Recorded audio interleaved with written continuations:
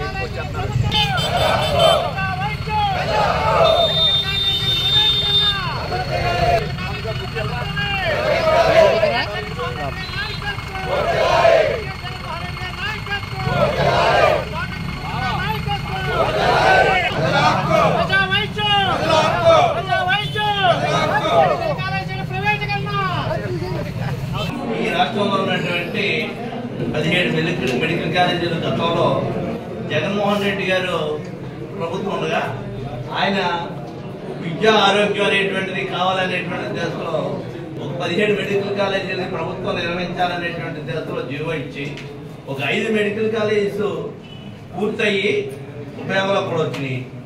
ఉన్నటువంటి కాలేజీలు నిర్వహించడం కోసం 8,400 కోట్ల రూపాయలు నాబార్డు నిధుల నుంచి ఫైనాన్షియల్ టైర్ కూడా నిర్వహించడం జరిగింది. ఇది జరిగిన తర్వాత ప్రభుత్వం మారిపోయింది. ప్రభుత్వం మారిపోయిన తర్వాత ఈ కాలేజీలన్నీ కూడా ప్రభుత్వం ఎవరో వేరే ప్రైవేట్ వాళ్ళకి ఇచ్చేయాలనేటువంటి ఒక నిర్ణయం తీసుకుంటుంది ఈ రోజు ఉన్నటువంటి ఈ ప్రభుత్వం చంద్రబాబు నాయుడు గారు. దీన్ని వ్యతిరేకిస్తూ పేదవాడికి మంచి ఆరోగ్యం విద్య వైద్యం కూడా రెండు జరగాలనేటువంటిదే జగన్మోహన్ రెడ్డి గారి యొక్క ఆలోచన.